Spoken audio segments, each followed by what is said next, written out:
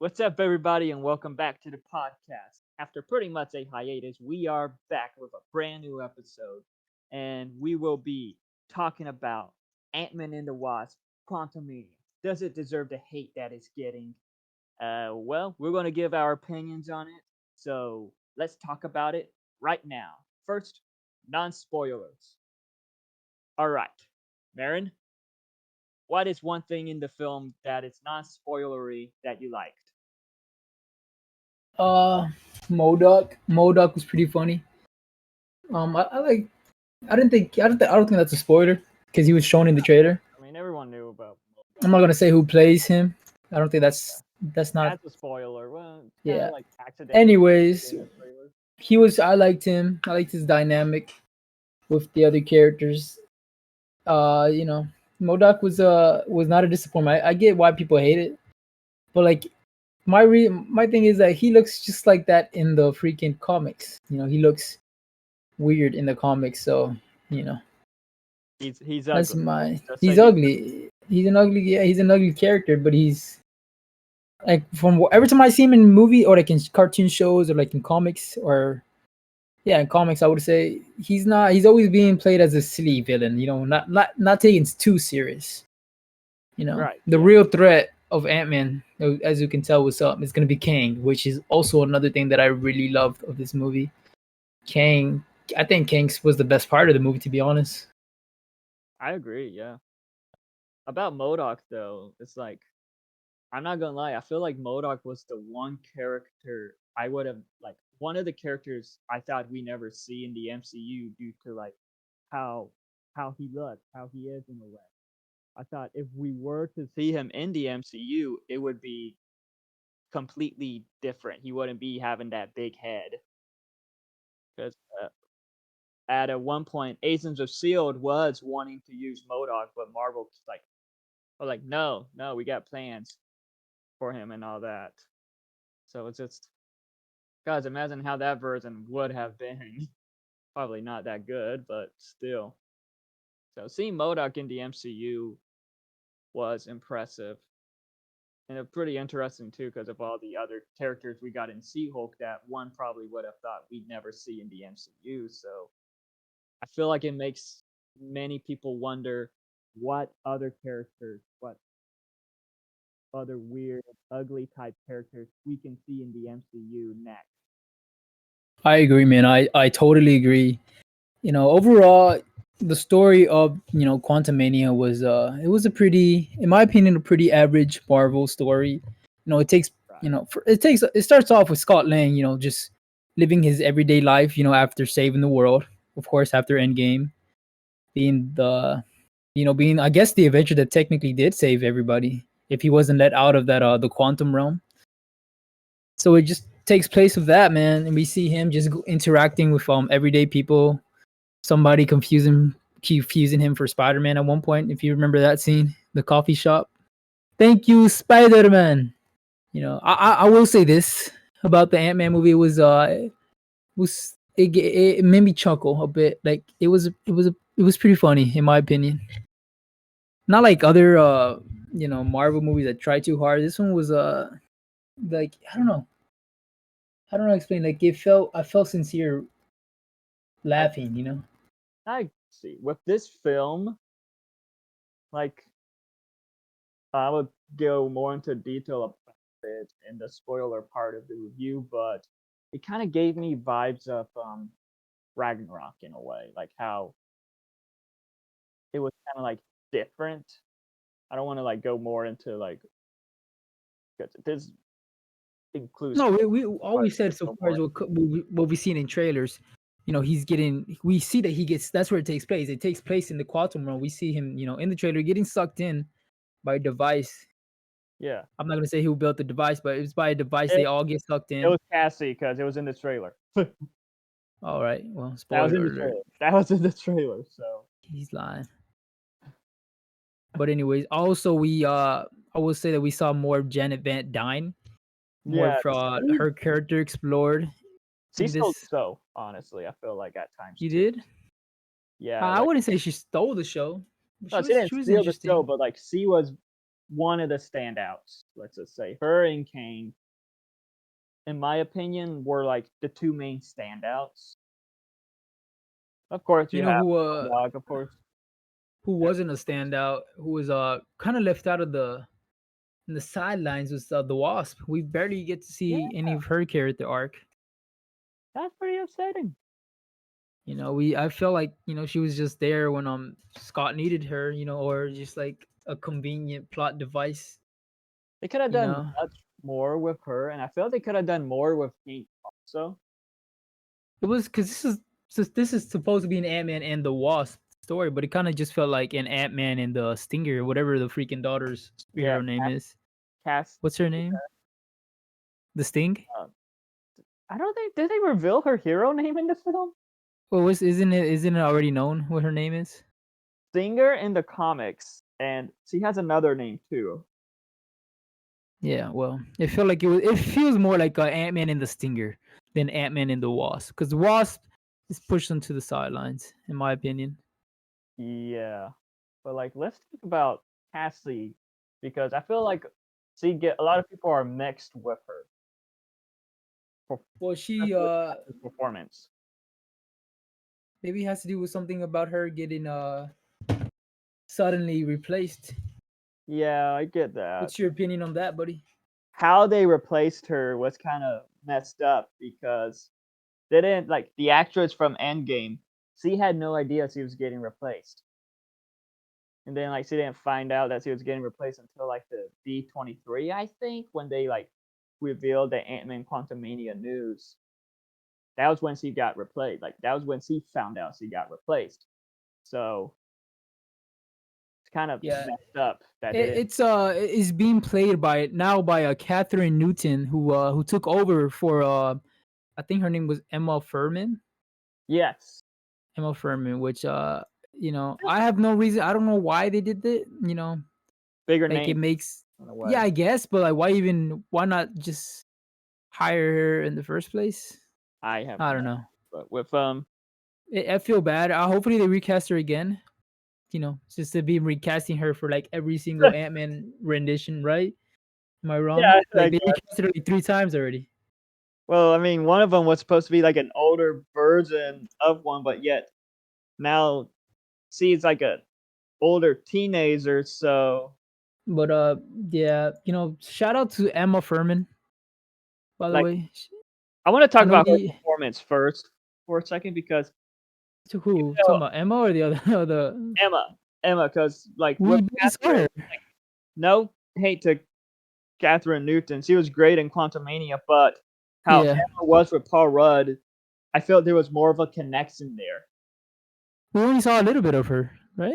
Or was Yeah, she? but yeah, she was briefly in Endgame, but yet I don't know, you could just kind of feel just more of a connection between her and Paul. We only how long did we see her for in Avengers? Like 1 minute, right? Like a minute or two. Less than 5 minutes. Yeah, do you I think she don't get know why. a I just felt there was more of a connection in like in this the one or two scenes we've seen of her yeah? and in Quantumania because like I saw people make memes of this and I have to agree how Cassie Language is all like dead, dead, just the whole movie What do you mean? Go. of her just her all her lines were was just her screaming out for her dad. Yeah. Well, yeah. I'm not gonna say she did a pretty good job Yeah, too. she did She a it good wasn't job. too bad. It wasn't bad at all. Like I, it wasn't bad. I'm just surprised that they decided to replace the character. You Yeah, know, that was the only thing. I didn't really think she did bad as a performance. yeah, Any hate I hate towards the movie has nothing to do with the actor's performance. I think they did it all. Like they all did a great job acting. Mostly my especially my Jonathan opinion would, Sayers. yeah, yeah, especially him. But my opinion, with my grief with the movie is more of it's just the writing and Yeah, the writing wasn't bad either. But like I'm like a little bit of the writing and a lot of the CGI.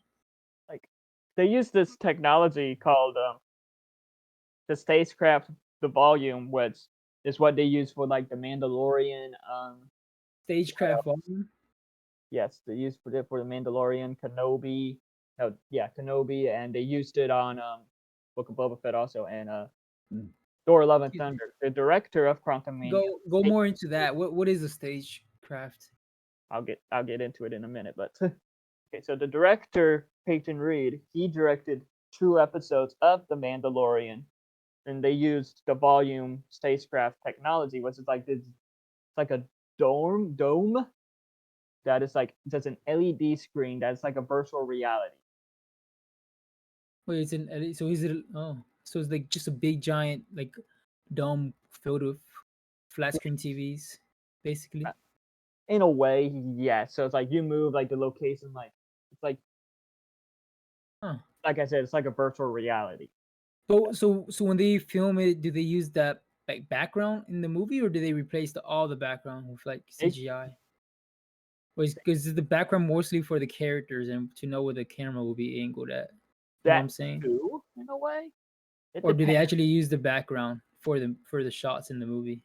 They use the background, but yet they blended in it because it's like one of the guys who worked on the the volume talked about how it will how like it needs good lighting and all that for the scene, and like if you've seen like the Batman, that also uses the volume, the spacecraft. Really? Yes. So it's like in the Batman, it Oh, looks really good. I couldn't even tell. Like I mentioned, Peyton Reed, he directed 2 episodes of The Mandalorian, which used the volume, so which is probably one of the reasons why he was able to like use it for Quantumania. So did Taika Waititi with Thor: Love and Thunder because he directed an episode of The Mandalorian also. So it's like it's unique, but yet there are times where it's like, oh, okay, yeah, you can. They definitely did not like blend it in well, I guess. So you can like tell Overall, it was still pretty good. Like I did like exploring the quantum realm. Is it called? the quantum realm. Yeah, I love exploring that realm, the quantum realm, seeing all these little creatures, how they live their life. Yeah, I I'll get more into that with the spoilers because there's one thing I want to talk about. But yeah, I'll get it more into that to the spoilers. But overall, it looks unique. yeah It looks a little bit like Deep Space, but you can also tell it's different than Deep Space Marvel. yeah I You know what I agree. mean? The quantum realm is like we've like known of it. It played a big part in Endgame, obviously, but like what else is in the quantum realm? And we learned that in Quantum Mania, which does like it explores that part of it in a very good way, very unique way, very interesting way. Now, I have a Like, question. Do you think we'll be returning to the quantum realm in any other movies, or you think this is the last time we're gonna see anything about the quantum realm? feel like we'll see it again, but like not anytime soon. Not Okay, see that. I but think maybe Fantastic Four. Doesn't their characters deal a lot with that realm? like something like that. I'll talk more about that in the spoilers, but with that, no, to end the spoiler part or the non-spoiler part, what would you say is like what would be who was like the best character that stood out, and like what would be like your overall thoughts on Quantum Mania? My With best character that stood out was overall Randall Park. That one scene he had with the card magic trick just took me back to like great. I'm just kidding. Jason Mathers, Jonathan Mathers, my bad. Jonathan Majors, of course. yes, Great standout. I feel like this is gonna be his year because he not only has this, but he had Creed 3 and Loki too. So this is gonna be a major oh yeah, year for Jonathan Majors, pun I intended. agree. He was an overall standout character, but I think everybody loves Yeah, him. If I would have to say somebody else, I'm looking at the character list right now. Like I said, Modoc. He was another standout for me. I agree. But what would be your overall thoughts on the film? I'm gonna give it a solid 6 out of 10. Solid 6 out of 10. It's not a bad film, but it's not. I wouldn't say it's the best Marvel film, or like I, at least the top 5 either. But uh, it's a pretty good watch. I agree with Pretty that. cool to watch. Pretty good 6. watch. In my opinion, Kang was the one that stole the show. Of course, I like all the characters. It was great to like see them again after the events of Endgame, but like I feel like this sets up Kang in a big way, Yeah, for sure. and I can't wait to see more of him and his variants. What about your rating for the movie? Maybe like a 7.5. Like I don't think like this was not terrible at all. Like of course it has its problems, but yet it's it's such a fun film, you know. It was like how like Black Adam released or last year, and like that was just a fun film, even though with its problems. Like I feel like with Quantumania, it is one you could just sit back and enjoy, have a laugh, enjoy Paul Rudd. This was The way better than Black Adam, by the way, Yeah, in way my better. opinion. But it's Yeah. like and like not all movies need to be like big don't have to be like all this like cinematic masterpieces, like with the Ant-Man films, those are always have been just fun family films, fun heist type films. Do you think they should just stop making them cinematic films and just have them straight to Disney Plus? They ain't gonna do that. Not with Ant Man. Not with the only way they're doing like Disney Plus movies is with what's it called? The special presentations.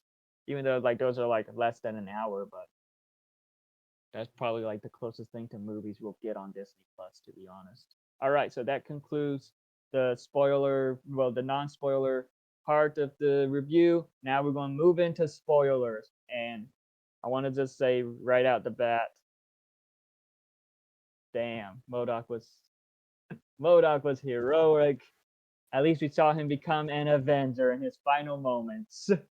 Modoc. Yeah, for sure. I got the most laugh from the Modoc character. Agreed. It was He like was a major interesting. dick at first, but then he became an Avenger. Just like other Avengers. I'm not a dick. But I can't like wait. I can't wait to get all the meme. I want to get that on Disney Plus, just so I can keep rewatching that one scene. exactly. And also like kind of like the backstory behind Kang in it and like what it teases and like just the parts of him and Janet. Like I'm not gonna lie, him and Janet worked well together, but I wanted to state the obvious with those two. They obviously fucked. Whoa, kid friendly, my man. What made you even think that, bro? Well, she was stuck there for 30 years and she had her needs. Same thing she told Hank when he's like, "Do you two," according to about Yeah, but her, that was about Bill Murray. That wasn't about Kane. her and Kane definitely had a fling too. All right, all right. I don't know. But also with Bill Murray, I would have never expected to see him in the MCU, but I'm not gonna lie, I kind of feel they wasted him. Think so? I don't know, like apparently he was supposed to have more in like the third act, supposed to be part of the like the revolution scene, but yet they cut it out. I don't know his character. Bill Murray's character was kind of a forgettable character. It's just Like there and that's it. that kind of whole scene didn't really make any sense to me. Like I get it, they just wanted to add some exposition to the plot because it was just like, hey, you have to join us. If not, Kang is gonna Yeah, find you. He's gonna kill you, kind of thing. yeah, I see that. They could have done more with him, to be honest. For sure. Uh, if we're getting into spoilers, you could talk about the how this is not the only King. This is the King variant, and he doesn't even live throughout the film. He dies. It He's a dead man. is apparently unknown what happens to him, Oh, he's dead, which bro. is weird. Like he seems They to be literally dead, I my don't. bad. The other Kings confirmed his death at the end of the movie. But it's like I don't know. I feel like something may happen. I don't know yet, but it's like I don't know. How I to don't know. I like think I think that was King. Like he's dead, bro. like I remember hearing something about like how this is pretty much a Fantastic Four story on how they went like subatomic stuff like that, ran into Kang. So it's like that's why because in the non-spoiler part you mentioned how like you could like see the Fantastic Four being in the quantum realm. Where I saw people talk about how this is like a Fantastic Four story, which is pretty interesting. You think this could have been a Fantastic Four story? It honestly could have been because I remember there were like rumors of the Fantastic Four being in this film, and like there were like just a whole bunch of rumors at the time of the Young Avengers, of it setting up the Young Avengers. Like MODOK was wanted in the film from the beginning, apparently, even with one of the original drafts that didn't really involve the quantum realm much. One thing though that I'm not gonna lie, I didn't really like about this film, but at the same time, it's like okay, I kind of get it. Was no Louise, no Michael Pena's character, No Ti, no other no, guy, the no Russian guy. the Russian guy, which was weird because like we see Randall Park in the beginning. That's a Yeah, cameo, pretty much. Why didn't we see the ex-cons? budget maybe. I don't know.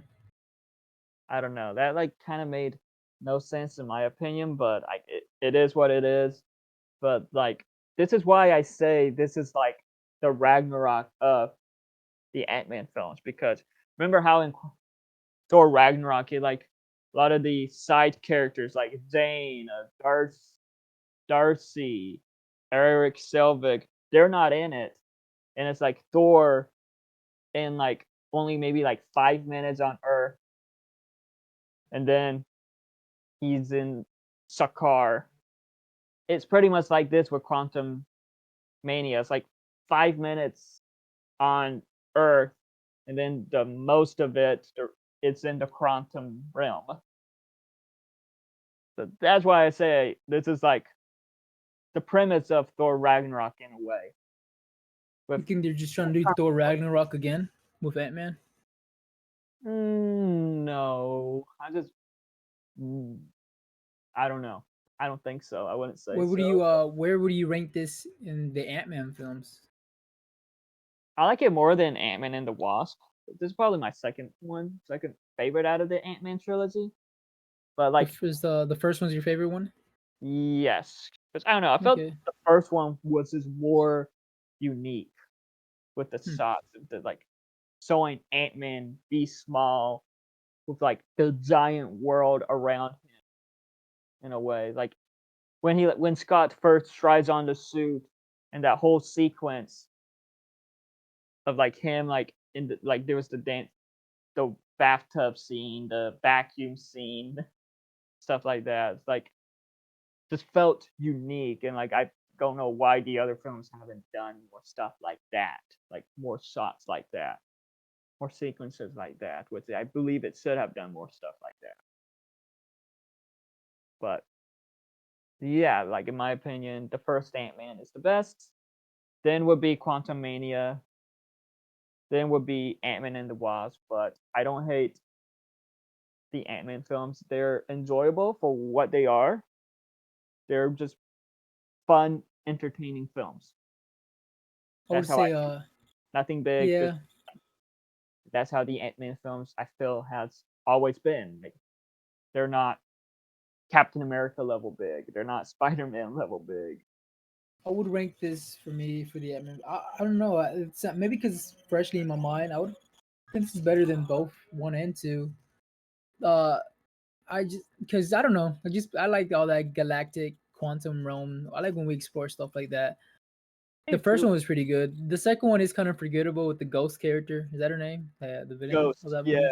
but she's apparently going to be in Thunderbolts. The Thunderbolts. Yes.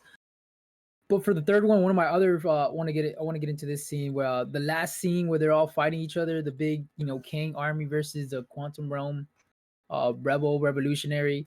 When everything looks like it's about to go to Kang looks like he's going to win and all this and that. Then we get the original Ant Man, Hank Pym, call his army of ants which just demolish. So another part, kind of a spoiler since we're into spoilers. They were working on these ants. They were like supposed to be like super smart ants. They're like They're built their own Spartans. colonies. Yeah, they had these ants. They got sucked into the quantum realm with the Ant Man crew. But they were But stuck in a time vortex. yeah, they were stuck in a time vortex, which I guess gave them enough time to become super smart, build their own civilization. Like they were like crazy smart. I'm surprised they don't even have them talking, but they can talk to Hank Pym because he has like that thing in his brain or Yeah, whatever. he could like communicate with the ants with the thing that he has an earpiece that Yeah.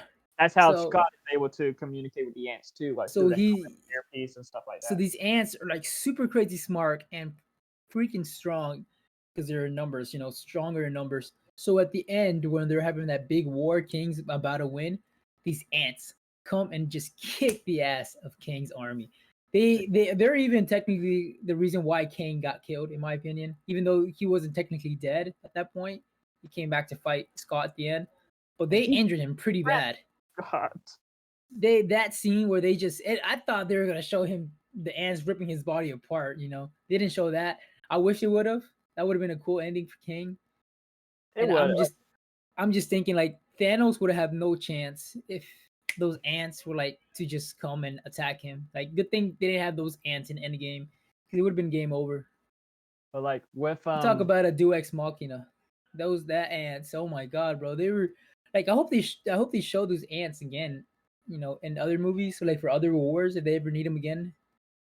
I with want to I want to see a scene where what's that one Avengers movie that we get in Kang's Dynasty, the first one? King's Dynasty. I want to see a scene where like we get Kang's Dynasty and like Hank Pym calls the ants again, and then he's like, "Oh snap, not these guys again," or whatever. Like he always sees an ant and he's like scared of ants now.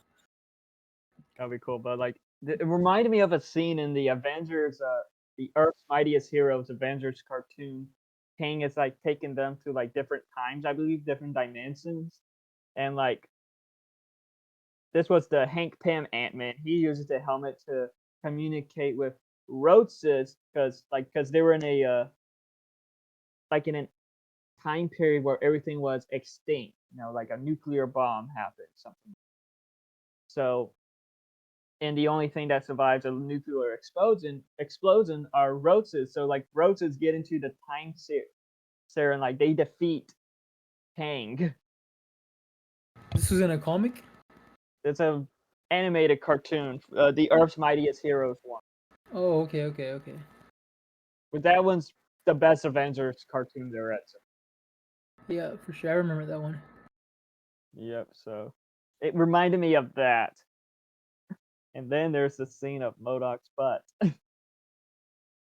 Best scene of the movie as well. It's like that scene in Thor Ragnarok where it shows Hulk's butt, and then you have Thor When Love. I saw that, but I was thinking more of the scene of King of the Hill. Have you ever seen that show? We get where Hank Hill flashes his ass to a Peggy. It's like a tiny skinny ass. He has like no ass. It's like a big medical thing in the show. Looks exactly like what's his name, Modoc's. Oh my god. Modoc was the funniest character in the movie. Modoc was The a way stand. he touches like Scott's face when he's about to die. I always thought of you as a brother. There are apparently plans on bringing Modoc back. I don't know how. I hope they do somehow because the character was just perfect. Like he's big head, ugly as hell. And have you seen the Hulu Modoc series on like how funny Modoc can be in that series? Well, it's a comedy series, but Which got Modoc, canceled, by the way. yeah, it got canceled unfortunately. But Modoc's humor, I felt was impaired, like close to how it was in that series, if you ask me. Yeah, I see that, man. It would have been cool to have his voice by the same guy, but he's already in Marvel Cinematic Universe, anyways, as him. But like with Darren Cross being Modoc, like part of the backstory that revealed what happened and all that, it's like, okay, yeah, that makes sense because we just see like his body kind of shrank, and then like his head completely shrinks, and he just disappears into like quantum realm. So It makes sense. It makes sense that he's Modoc. Okay. Do you want to get into what? How did you feel about the chemistry between Ant Man and his daughter? It was Because good. that was a big point of the movie as well. That was basically Yeah. the This second is more of a B story of the movie. this was more of a father daughter type. It was kind of Yeah, it was and what was interesting was seeing Cassie now pretty much call Hank and Hope grandma and grandpa yeah, pretty that's much. cool. I thought that was cool. It's pretty cool, even though it's like, wait, is Hope and Scott married now? I, I think they revealed that in the movie, didn't they? They got married in the movie. No, because they were still, and we knew they were still together, but But wasn't that like a big? I thought that was one of like the when Ant Man in the beginning was like saying what happened after those years. yeah, but I don't remember them mentioning that they were married, that they were still together and stuff like that. But like, I don't know, but Maybe she what? just sees him as a grandpa and grandma, Yeah, I mean, I which is guess, weird. So I guess it's weird because she was like they were like gone for 5 years. yeah, yeah, and like she was supposed to be what, like she was supposed to be like 15 because she was 10 in Ant-Man and the Wasp. Yeah. And, like the 5 years happened because Scott was stuck in the quantum realm, and then it turned out she's now 15. But in Quantumania, she's 18. So like 3 years happened since, which is I guess 3 years they bonded and all that. I mean, you have to also remember they were like they probably also bonded in Ant Man and two, Ant Man and the Wasp. They Yeah, probably bonded when she was younger. You know, when she was 5. I wouldn't be surprised if they were like really close even before the blip. I can see that. Like, but like the blip, what the snap happens like right after. Like it happened at the end of Ant Man and the Wasp. Pretty much, because you remember the beginning of Endgame, Hawkeye still had the restraining thing on his ankle that he couldn't leave the property. Yeah.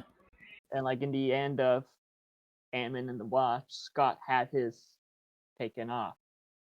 Hmm. So that's where the timeline is confused. But it's not as confusing as the X-Men films. Marvel isn't really Marvel is not known for Yeah. keeping track of itself. I We feel like can't. remember though in Spider-Man Homecoming how it was like 8 year like it's so like a flashback to like after the first Avengers film with the destruction, and then Yeah. it fast forward to what was supposedly 8 years later, and then Yeah. Marvel was like, yeah, that was wrong. I remember a lot of fans were like, you know what, we're just gonna blame Sony for that since it's their film. Yeah. What can you do, man? I don't know. Yeah. Oh well, but like with this film, with Quantumania though, like back to like the family part, like this is obviously about family. This is about like Family. just yeah, Vin Diesel family. No, this is about like Scott, Hope, Cassie, and Hank and Janet. This does not unfortunately include Cassie's mom, the cop stepdad who we've seen in the previous two Ant-Man films, and this does not include Uncle Luis. I feel like it should at least had like cameos from, but it didn't. And I guess that's fine. There really wasn't nothing for them to do in the film. I feel like they could have came up with something for Louise. Like maybe everyone gets sucked in, and Louise just comes in. It's like, what the heck? I can see that. Like he comes into the garage, like hey, I brought donuts or something, or I brought capes, and he's just like, yeah. I see something. They could have added him. Maybe they didn't really see a point in adding him, or maybe we'll get to see a deleted scene. I don't know. Yeah, but overall though, Quantumania was just still a fun movie. It's not one of those like masterpieces. It's just a movie to like have fun with the family, and like that's what Marvel is about, family in a way. Okay, okay, Like okay. this is how I see Marvel and Star Wars, because with Star Wars, the themes always include family. You got like a bunch of like pretty much people in a group that kind of become close and become family. That's what Star Wars is about, and I feel like Marvel takes a lot of inspiration from Star Wars when it comes to that, in a Maybe way. Like nowadays it didn't used to be like that. I mean, think it is about be Iron Man. Iron Man had nothing to do with more about, yeah, family. and then like I don't know. I feel like with the Avengers and onward, it kind of focused more on family in a way. It's like because with Guardians of the Galaxy, you have like a group of misfits that become a team and like they grow close to each other. And you even have threats. We're like family, except for the blue girl over there. It's like Guardians of the Galaxy is a good example of that. I see that, man. Oh, so would you recommend people to go watch this in theaters or just wait for it to come out on Disney Plus? I don't think it's still in theaters at the moment. It It's might it's still still in be. theaters. Oh, yeah. I honestly watch it. I don't want to see no comic book movie fail in theaters, but yes, watch it. I don't know. For me, I would say it's for. I feel like you could have waited. We could have Like waited for you don't this to come have to, out Disney Plus. like with the quantum realm and all that. It's kind of amazing to see in IMAX, Yeah, but I see what you mean. That like if like you're into that, yeah. I feel like at the same time, like you don't have to watch this film in IMAX if you don't want. No, it's not Avatar 2. No, It's not Avatar 2, no. But and it's not overall, 3 hours long. overall, good story. Yeah. Good. It was a good movie. Mid. I would say mid, Overall, in it my was a opinion. fun movie. I liked it. I enjoyed it. I enjoyed the characters, and I cannot wait for what it sets up with Kang Dynasty, and that. Well, one thing I want to mention though is how like the ending was of Scott eating the cake and be like, and then it just cuts there. Yeah. That just felt weird to me. Oh, isn't it because they're teasing? They're teasing like for the next one or for Kang's return. I get why they did it. I get why they did it, but I I guess I the know what you Kang, mean. but like the I mid credit scene, I was gonna say we should get into the end credit and mid credit scene. the mid and end credit scene, like the mid credit scene is like Well, explain what they are. Go over the mid so one we first. see lots of Kang variants, like the Council of Kangs meeting up, and they're like, they killed one of us, so let's get revenge. And how many do we need? All of them, and all the Kang, like a whole bunch of Oof. variants of Kangs pop up in like this arena gladiator type arena, cheering, like yeah, like getting ready, and then like holy crap, it's like the Avengers are Yeah, we screwed. yeah the I didn't know there was like a council of kings that actually still work together because I thought after from especially from Loki that they Yeah, all kind of split up, but no, they're all together and they're all planning on. It looks like they're planning on something big for sure, and this something is real big. and this is what He Who Remains was warning, pretty much warned Loki. Loki and Sylvie about. Yeah. And then in the post-credit scene, we see Loki and Mobius pretty much like tracking down a Kang variant in like the 1920s, I believe. I don't remember the Like time. that. It was some old time thingy. It was some old time period. Yeah, the Council of Kings. Yeah, they're screwed. And then you have what They the they need the Fantastic Four. like with what it sets up for like in the post-credit scene with Loki and Mobius like seeing the Kang variant. It's like what do they have planned? Are they gonna like try to like kill all the King variants around time? Is that what Loki's gonna do?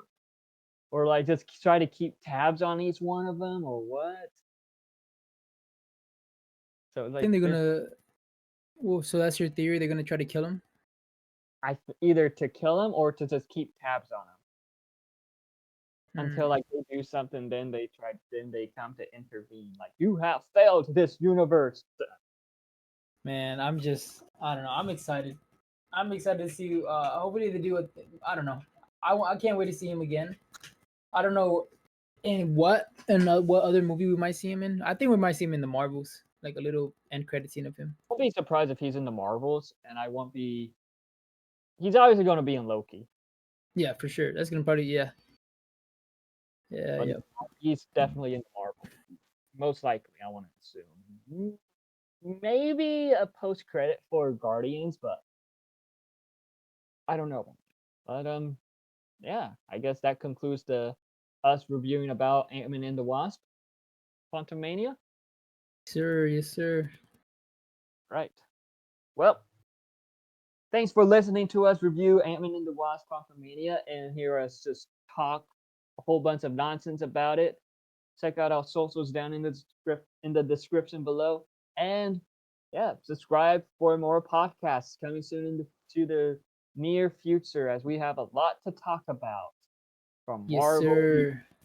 movies, video games, and just a lot.